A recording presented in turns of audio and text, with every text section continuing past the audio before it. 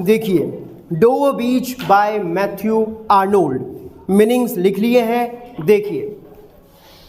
Background यह है इस पोएम का कि डोवर बीच का सीन है और डोवर बीच पर रात के समय में जो है पोइट मैथ्यू आर्नोल्ड बैठे हुए हैं और डोवर बीच पर बैठ करके वो सामने समंदर को देख रहे हैं। समंदर की लहरें जो है तेज़ी से बह करके आकर समंदर के तट पर पड़े हुए चट्टानों से, पत्थरों से टकरा रही है और वापस लौट रही है, फिर आकर के टकरा रही है, फिर वापस लौट रही है। अब इस सीन को देख करके, और ऊपर आकाश में चंद्रमा चमक रहा है, इस सीन को देख करके पोइट क्या लिखते हैं, देखिए। Dover Beach by Matthew Arnold. The sea is calm tonight, the tide is full, the moon lies fair. Matthew Arnold यहाँ कहते हैं The sea is calm tonight. आज की रात समंदर जो है बहुत ही शांत है। आज की रात समंदर बहुत ही शांत सा दिखाई दे रहा है। The tide is full. हालांकि जो टाइड है वो फुल है, यानी कि समुद्री लहरें जो है, समंदर की लहरें वो बहुत तेज़ी से जो है उठती हुई आ रही है। द मून लाइज फेयर, क्योंकि आकाश में चंद्रमा चमक रहा है। और ये जो टाइड क्रिएट होता है वो चांद की वजह से ही होता है ना। जो ज्वार जो आता है ना समंदर में, जो टाइड, हाई टाइड जो आता है, वो चांद की वजह से ही आता है। पढ़ा होगा आपने ज्योग्राफी में इसका reason. The sea is calm tonight, यानी कि वो क्या कहते हैं, आज की रात जो है समंदर वैसे तो शांत है, लेकिन आकाश में चंद्रमा जो है पूरा तरह से चमक रहा है, पूरा राउंड शेप में चमक रहा है, इसीलिए समंदर की लहरें जो है तेज़ी से उठती हुई जो है किनारे की तरफ आ रही है। अपॉन द स्ट्रेट्स, कहाँ पर चंद्रमा, कहाँ पर चमक रहा है, the moon lies fair upon the straits, upon the straits, यानी कि आज की रात समंदर पूरी तरह से शांत है। हालांकि जो है ऊपर इस स्ट्रेट के ऊपर मतलब दो समंदरों को मिलाने वाला ये कोई जलमार्ग है वहाँ पर, हाँ जल संधि कुछ भी बोल सकते हैं इसको। दो समंदर वहाँ पर आकर के मिल रहे होंगे, तो सामने की तरफ वो जो समंदर वो देख रहे हैं, वो चीज़ एक ऐसा वाटर प्लेस है जो दो समंदरों को मिलाने का काम करता है। तो वो एक नेरो प्लेस है, नेरो वाटर प्लेस है, जहाँ पे आगे जाकर के दो समंदर जिसमें जाकर के मिल रहे होंगे। तो उस स्ट्रेट के ऊपर जो है चंद्रमा पूरी तरह से चमक रहा था, जिस वजह से समंदर में टाइड क्रिएट होता है और उस वजह से जो है समंदर की लहरें बह कर के जो है किनारे की तरफ आकर के पत्थरों से टकरा रही थी और वापस लौट रही थी। ठीक है, तो शांत समंदर है और वो जो स्ट्रेट है उसके ऊपर चंद्रमा गोल चमक रहा है, जिसकी वजह से टाइड की स्थिति जो है समंदर में बनी हुई है, हालांकि समंदर शांत है। आगे वो कहते हैं on the French coast the light gleams and is gone. इसके बाद में जो है वो कहते हैं कि सामने की तरफ जो फ्रांसीसी तट है, सामने की तरफ फ्रांस का जो तटीय क्षेत्र है, द लाइट ग्लीम्स, इस चंद्रमा की लाइट जो है वहाँ पर भी चमक रही थी। यानी कि इस चंद्रमा की रोशनी कुछ समय पहले जो है सामने की तरफ जो फ्रेंच कोस्ट है उस फ्रेंच कोस्ट के ऊपर भी चमक रही थी। एंड इज गॉन, लेकिन क्योंकि वहाँ से अब जो है ये मून जो है इधर आगे की तरफ आ गया है, तो इस वजह से वहाँ पर रोशनी जो है थोड़ी सी डिम हो गई है। और अब जो है and the cliffs of England, और अब चंद्रमा क्योंकि अब आगे की तरफ आ गया है, तो इसीलिए यहाँ पर इंग्लैंड की जो चट्टानें हैं, इंग्लैंड की चट्टानें मतलब यहाँ पर ये इंग्लैंड का जो तटीय क्षेत्र है, स्टैंड, ये जो है कैसा है अब, ग्लिमरिंग एंड वोस्ट। यहाँ पर चंद्रमा ऊपर होने की वजह से ये इंग्लैंड का तटीय क्षेत्र अब जो है जो बहुत ही विशाल है और अब ये जो है चांद की रोशनी से चमक रहा है। अब कंडीशन क्या है वो मैं आपको बता देता हूँ।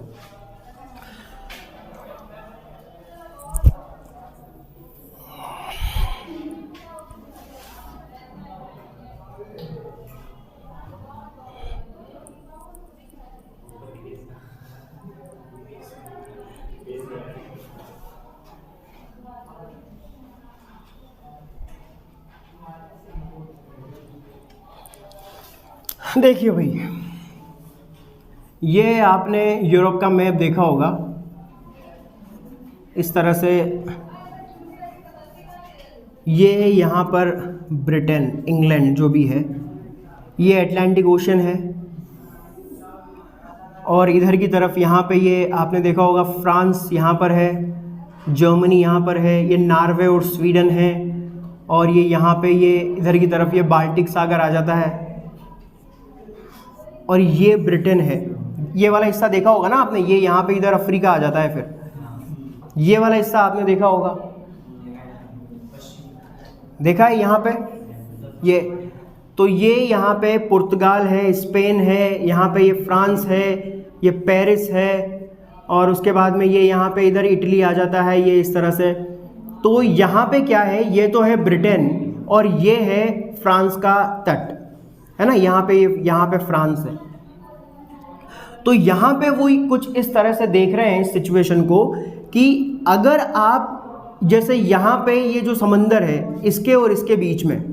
इसके और इसके बीच में अटलांटिक ओशन तो ये वाला है, लेकिन इसके और इसके बीच में यहाँ पे बहुत सारे छोटे छोटे द्वीप भी हैं बीच में। तो यहाँ पे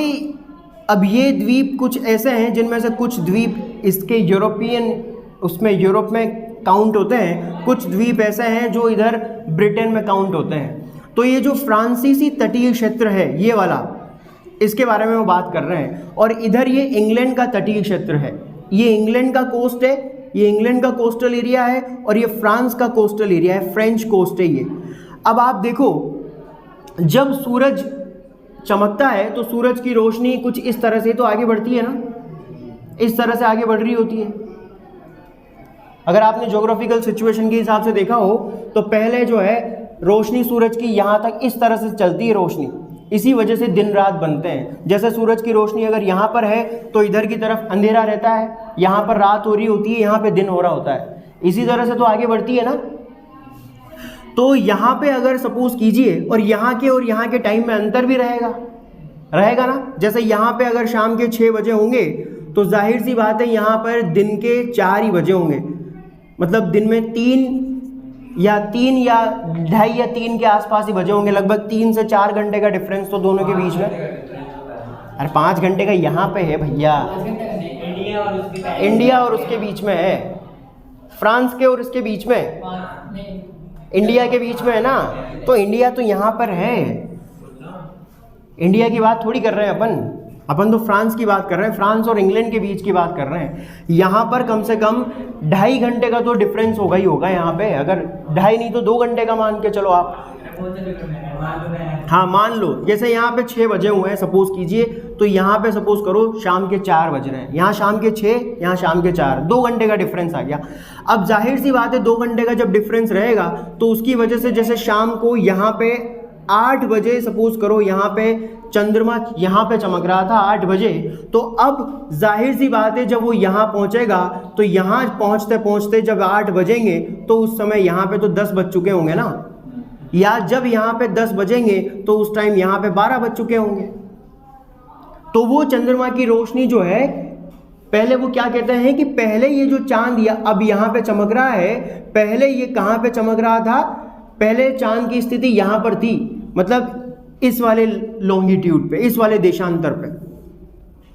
है ना। पहले ये यहाँ पर था चांद, यानी पहले ये फ्रेंच कोस्ट पे चमक रहा था, और अब क्योंकि समय आगे बढ़ गया है तो इसीलिए अब चांद कहाँ पर आ गया है, इस वाले लॉन्गिट्यूड पे, इस वाले देशांतर पे आ गया है। पहले इस वाले देशांतर पे चमक रहा था, अब इस वाले लॉन्गिट्यूड पे चमक रहा है, यानी कि पहले फ्रेंच कोस्ट पे चमक रहा था, लेकिन अब धीरे धीरे क्योंकि समय आगे बढ़ता है तो इसीलिए अब मून कहाँ पे चमक रहा है, यहाँ पे। और अब पहले जब यहाँ पे था, पहले जब यहाँ चमक रहा था फ्रेंच कोस्ट पे, तो उस समय सबसे ज़्यादा इसकी चमक कहाँ पड़ रही थी, फ्रेंच कोस्ट पे। उस टाइम यहाँ पे जो चमक थी चांद की वो कम थी, लेकिन अब क्योंकि चांद यहाँ पर आ गया है तो इसीलिए अब इसकी सबसे ज़्यादा रोशनी यहाँ पड़ रही है, और यहाँ पर इसकी रोशनी जो है अब कम हो गई है। ये है सीन, ठीक है। अब अगर आप यहाँ पर इधर मुंह करके, अगर यहाँ पे किसी बीच पे जब बैठे हुए होंगे तो सामने आपको फ्रेंच कोस्ट दिख रहा होगा, और अगर यहाँ पे बैठोगे इस वाले बीच पे इधर मुंह करके तो आपको इंग्लैंड का कोस्ट दिख रहा होगा, यही दिखेगा ना, यही सिचुएशन है वो। तो फ्रेंच कोस्ट की तरफ वो पोइट जो है मैथ्यू आर्नोल्ड मुंह करके बैठे हुए हैं। इसीलिए वो यहाँ पे कहते हैं the sea is calm tonight, कि आज की रात समंदर जो है बहुत शांत है। द टाइड इज़ फुल, हालांकि समंदर की जो लहरें हैं वो बहुत ही ऊंची ऊंची उठ करके जो है किनारे से आकर के तेज़ी से टकरा रही है। बिकॉज इसका कारण ये है क्योंकि यहाँ पर ये जो समंदर का क्षेत्र है जो दो समंदरों को मिलाने का काम करता है, इसके ऊपर चंद्रमा जो है पूरी तरह से गोल चमक रहा है। इस वजह से समंदर की लहरें समंदर में उठ रही है। On the French coast the light gleams and is gone, सामने जो फ्रेंच कोस्ट है, सामने जो समुद्र का तटीय क्षेत्र है जो फ्रांस का है, फ्रांसीसी तटीय जो क्षेत्र है, वहां पर कुछ समय पहले ये चांद जो है पूरी तरह से चमक रहा था। ये जो चांद अभी यहां चमक रहा है ये कुछ समय पहले सामने जो फ्रेंच कोस्ट है इस फ्रेंच कोस्ट के ऊपर चमक रहा था एंड इज गॉन। लेकिन अब क्योंकि चांद यहां पर चमक रहा है, पहले यहां चमक रहा था लेकिन अब यहां चमक रहा है, तो इसीलिए वहां पे चांद की रोशनी जो है इज गॉन। वहां पे चंद्रमा की रोशनी पड़ तो रही है लेकिन काफी डिम, काफी कम पड़ रही है, क्योंकि अब चांद इंग्लैंड के कोस्ट पे चमक रहा है। तो इसीलिए जाहिर सी बात है ज़्यादा चमक कहाँ पे होगी, इंग्लैंड के कोस्टल एरिया पे। और इसीलिए वहाँ से तो फ्रेंच कोस्ट से तो जो है ये चांद की रोशनी डिम हो गई है, यानी वहाँ पे तो इसकी रोशनी कम पड़ रही है। लेकिन द क्लिफ्स ऑफ इंग्लैंड, लेकिन इंग्लैंड का ये जो तटीय क्षेत्र है, इंग्लैंड का ये जो चट्टानी वाला क्षेत्र है यानी कि कोस्टल एरिया, स्टैंड ग्लिमरिंग, ये बहुत ही ज़्यादा चमचमा रहा है चांद की रोशनी की वजह से, क्योंकि चांद अब पूरी तरह से जो है इंग्लैंड के कोस्टल एरिया के ऊपर चमक रहा है। तो इसीलिए पूरा तटीय क्षेत्र जो है चंद्रमा की रोशनी से जो है चमचमा रहा है, ग्लिमर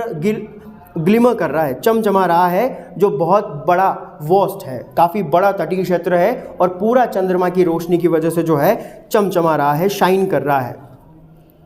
आउट इन द ट्रांक्विल बे, इस शांत खाड़ी के ऊपर, ये जो शांत खाड़ी है सामने, जिसको वो समंदर के क्षेत्र को जो है बे कह करके बोलते हैं, यानी कि बाहर यहाँ पर इस खुले वातावरण में ये जो शांत खाड़ी है, इस शांत खाड़ी के ऊपर जब चांदनी पड़ रही है तो पूरे खाड़ी क्षेत्र में जो है चांद की रोशनी फैल रही है और हर चीज़ जो है चांद की रोशनी से चमक रही है, शाइन कर रही है। तो ऐसा वातावरण जो है उन्होंने पेंट किया है अपनी पोइट्री से। और ऐसी कंडीशन में फिर उसके बाद में वो अपनी जो लवर हैं, अपनी जो प्रेमिका हैं, उनसे रिक्वेस्ट करते हैं वहीं बैठे बैठे,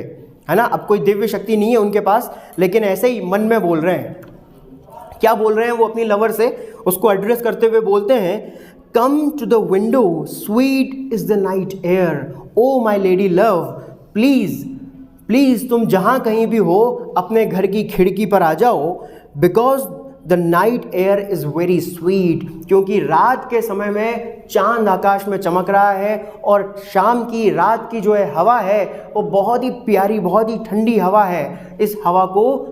जहाँ कहीं भी तुम हो, अपने घर पे हो, जहाँ भी हो, खिड़की पे आ जाओ और इस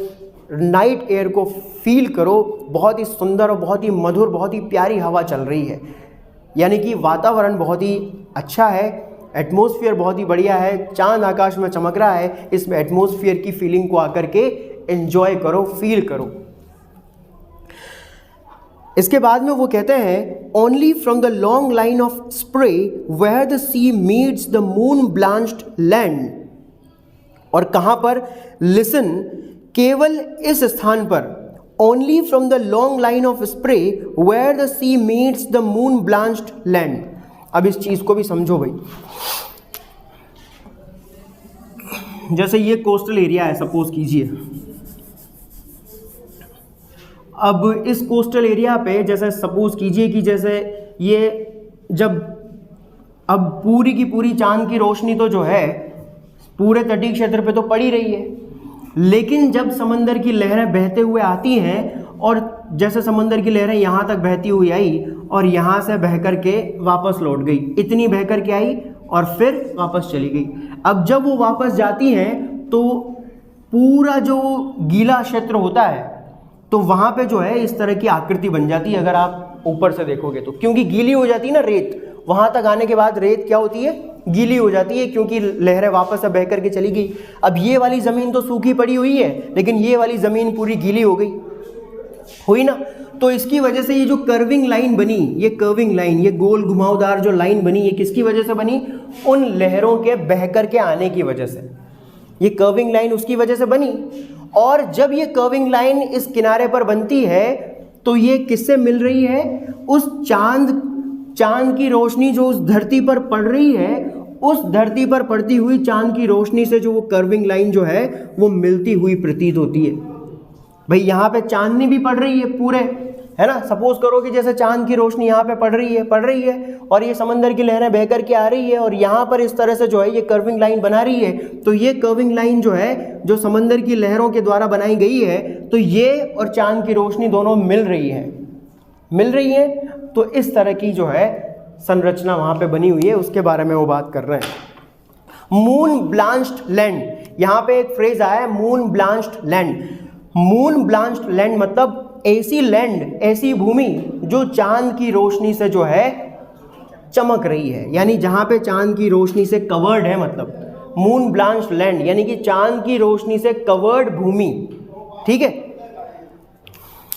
long line of spray, long line का मतलब ये वाली लाइन, लंबी सी लाइन ऑफ स्प्रे का मतलब वो लहरें जब बह करके आती है तो लहरें बह करके आकर के पूरे क्षेत्र में उस बीच के ऊपर जब गीला कर देती है तो पूरी रेत इस तरह से गीली हो जाती है और इस तरह से लंबी सी लाइन बन जाती है लहरों के बह करके आने की वजह से, जो किससे मिलती है? मून ब्लांच्ड लैंड से, यानी कि चांद की रोशनी से कवर्ड भूमि से आकर के वो मिलती है। ये है लॉन्ग लाइन ऑफ स्प्रे और ये है पूरी की पूरी मून ब्लांच्ड लैंड। ठीक है।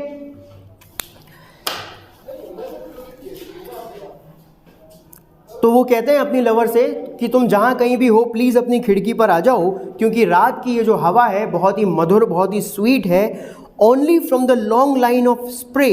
Where the sea meets the moon blanched land, क्योंकि यहाँ पर जो हवा चल रही है, ये जो मून ब्लांच्ड, जिस तटीय क्षेत्र पे, इंग्लैंड के इस तटीय क्षेत्र पे जहाँ पर मैं बैठा हुआ हूँ, यहाँ पर वेयर, जहाँ पर ये समंदर मिल रहा है इस मून ब्लांच्ड लैंड से, यानी कि जहां पर इस तटीय क्षेत्र पर जहां पर ये समंदर इस मून ब्लांच्ड लैंड से मिल रहा है, यहां पर मतलब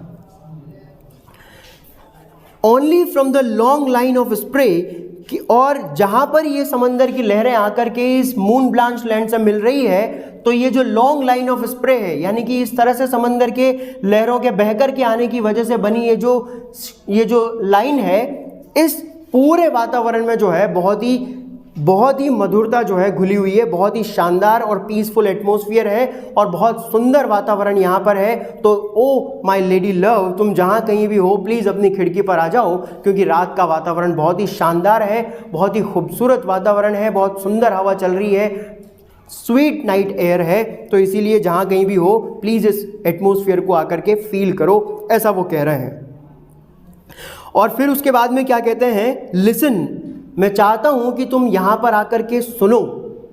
तुम जहां कहीं भी हो सुनो, इस आवाज को जरा सुनो। You hear the grating roar of pebbles which the waves draw back and fling. और वो उससे कहते हैं कि सुनो इस आवाज को, किस तरह से ये जो समंदर की लहरें हैं, नीचे वाली लाइन पे आइए आप, द वेव्स समंदर की लहरें, विच ड्रॉ बैक, जब वापस किनारे से टकरा करके वापस समंदर की तरफ जाती है तो वो क्या करती है? वापस अपने साथ जिन कंकड़ों पत्थरों को बहा करके लाती है उनको फिर से बहा करके ले जाती है, और एक बार फिर से जब वापस लौट करके आती है तो फिर से जो है फ्लिंग, वो तेजी से आकर के फेंकती है, पेबल्स कंकड़ पत्थर ला करके तेजी से आकर के फेंकती है। और जब वो कंकड़ पत्थर आकर के बीच पर, यानी कि उस समुद्री तट पर जितनी भी चट्टानें पड़ी हुई हैं उनसे आकर के जब टकराते हैं तो एक बहुत तीव्र सी कर्कश ध्वनि जो है उत्पन्न होती है। उस आवाज को सुनने को वो कह रहे हैं। तो क्या कहा उन्होंने कि ओ लेडी लव, जरा इस वातावरण बहुत ही प्यारा है, बहुत ही सुंदर है, चंद्रमा आकाश में चमक रहा है, नाइट एयर जो है बहुत ही स्वीट है, बहुत ही रिफ्रेशिंग है, तो इसीलिए मैं चाहता हूँ कि तुम इस एटमॉस्फेयर को आकर के फील करो और साथ ही साथ इस आवाज़ को सुनो जो आवाज़ें ये लहरें उत्पन्न कर रही है। किस तरह से जब ये लहरें अपने साथ जिन कंकड़ पत्थरों को बहा करके लाती है और उनको लेकर के फिर वापस लौट जाती है, और फिर से जब वापस लौट करके आती है तो बहुत तीव्रता से जब ये अपने साथ बहा कर लाए हुए उन कंकड़ पत्थरों को, पेबल्स को जब किनारे पर पड़ी हुई चट्टानों पर फेंकती है, भाई तेजी से आकर के लहरें इस तरह से टकराएंगी तो कंकड़ पत्थर जो बह करके आएंगे वो भी तो टकराएंगे ना चट्टानों से। तो अपने साथ बहाकर लाई गई कंकड़ पत्थरों को जब ये उन चट्टानों पर फेंकती है, मतलब टकरा रही है, फेंक नहीं रही है, वो तो टकराएगी तो अपने आप फेंकेंगे ही फेंकेंगे वो तो, है ना। लेकिन जब वो उन चट्टानों से आकर के टकराती है जिसको उन्होंने बोला है फेंकना, तो वो लहरें जिस तरह से उन कंकड़ पत्थरों को उन चट्टानों पर फेंकती है तो उसकी वजह से जो ग्रेटिंग रोर, यानी उसकी वजह से जो हार्श साउंड क्रिएट होता है, उस आवाज़ को सुनने के लिए वो कह रहे हैं ज़रा इस आवाज़ को सुनो कि किस तरह से समंदर की लहरें बह कर के अपने साथ जो है कंकड़ पत्थरों को बहा करके ला रही है, और तेज़ी से आकर के जब ये किनारे से टकराती है तो उन कंकड़ पत्थरों की इन चट्टानों से टकराने की वजह से बहुत ही कर्कश हार्श नॉइज़ क्रिएट होती है। ज़रा इस आवाज़ को सुनो कि ये समंदर की लहरें क्या कहना चाहती हैं। At their return up the high strand, किस तरह से ये समंदर की लहरें जब वापस लौट करके आती है, पहले तो आई, फिर अपने साथ वापस बहा करके ले गई, फिर बहुत तेज़ी से आई, और जब ये वापस लौट करके आती हैं अप द हाई स्ट्रेंड, तो यहाँ पर इस शोर पर, यानी कि यहाँ पर इस समुद्र के तट पर बहुत ऊंची जब ये उछल करके इन चट्टानों से टकराती है, एंड बिगिन, और फिर से वापस लौट जाती है, एंड फिर से वापस आती है, एंड सीज, और फिर से रुक जाती है, फिर चली जाती है, एंड देन अगेन बिगिन, और फिर से वापस लौट करके आती है। देखो किस तरह से ये समंदर की लहरें जो है इस प्रकार से फिर आ रही है, फिर जा रही है, फिर आती है, फिर रुक जाती है, फिर वापस चली जाती है, और फिर तेज़ी से बह करके आती है, फिर जो है किनारे से बहुत ऊंचे उठ करके जो है वापस से इन चट्टानों से टकराती है और फिर वापस चली जाती है। यानी कि बार बार समंदर की लहरें जो इस तरह से बह करके आ रही है, चट्टानों से टकरा रही है, फिर जा रही है, फिर बह करके आ रही है, फिर वापस जा रही है। ज़रा तो इन लहरों के आने जाने की वजह से जो कंकड़ पत्थर आकर के इन चट्टानों से टकरा रहे हैं, इनकी आवाज़ को ज़रा सुनो कि ये लहरें क्या कहना चाह रही है। विद ट्रेमुलस कैडेंस स्लो, किस तरह से लहरें जब बह करके आती है और इन चट्टानों से टकराती है तो कैसी ट्रेमलिंग सी जो है आवाज़, कैसी कंपन सी आवाज़ जो है यहाँ पर उत्पन्न होती है। विद ट्रेमुलस कैडेंस स्लो, यानी कि आवाज़ तो क्रिएट होती है लेकिन वो आवाज़ कैसी है, लो, बहुत ही धीमी सी आवाज़ है, ट्रेमलिंग, कांपती हुई, कंपन करती हुई। किस तरह से जब वो लहरें बह करके आती हैं और उनके साथ बह करके आने वाले कंकड़ पत्थर जब यहाँ पर इस कोस्टल एरिया पे पड़ी हुई चट्टानों से आकर के टकराते हैं तो उनके टकराने की वजह से किस तरह से जो धीमी कंपन करती हुई सी आवाज़ जो क्रिएट होती है, ज़रा इस आवाज़ को सुनो, जो हार्श नॉइज़ क्रिएट हो रहा है, ज़रा इस आवाज़ को सुनो कि ये लहरें क्या कहना चाहती है। एंड ऐसा लगता है जैसे कि ये लहरें bring the eternal note of sadness in, bring in, ये लेकर के आ रही है, यानी मेरे अंदर क्रिएट कर रही है क्या, the eternal note of sadness, एक दुख से भरा हुआ एक विचार इनकी आवाज़ को सुनकर के मेरे अंदर क्रिएट हो रहा है।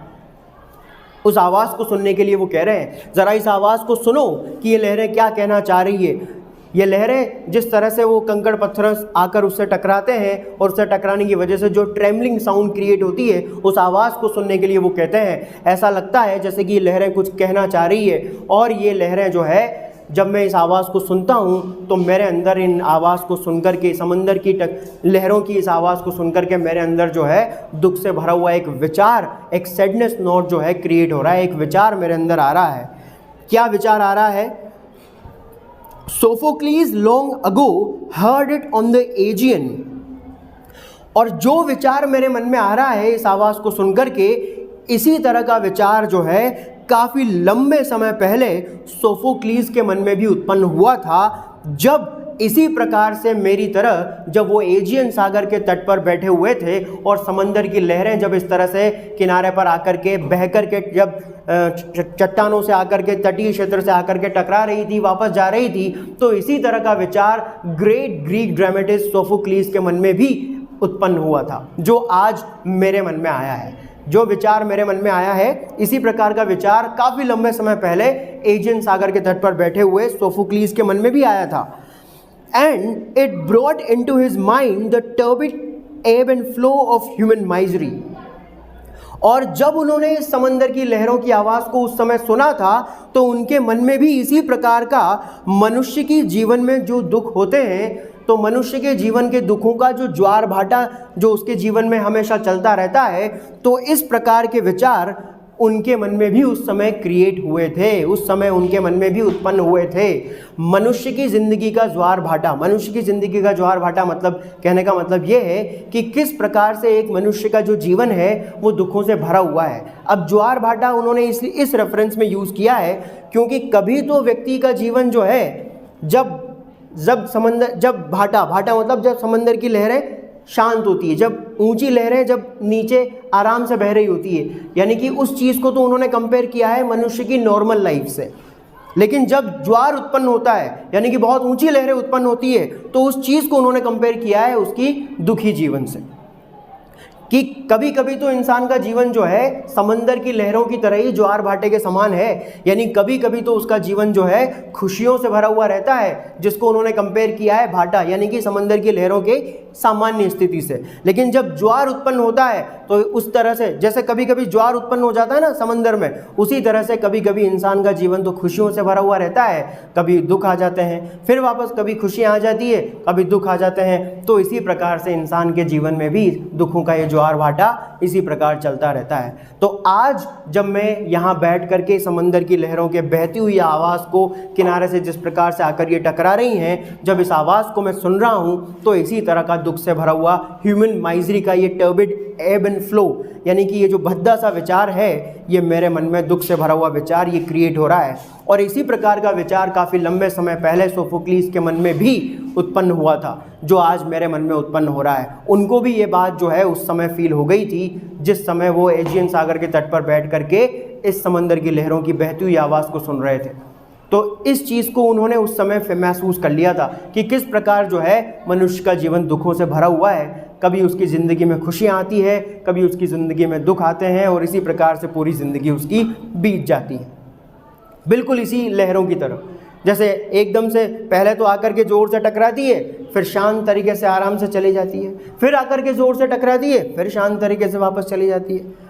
मतलब जैसे ये समंदर की लहरें आकर के टकरा रही है ना, उसी तरह से इंसान की ज़िंदगी भी ऐसी है। कभी ज़ोर से टकराती है तो उसको दुख से कंपेयर कर दिया, फिर शांत तरीके से बह करके जाती है, उसको खुशियों से कंपेयर कर दिया कि ये दुख आ गए, फिर ये खुशियाँ आ गई, फिर ये दुख आ गए, फिर ये खुशियाँ,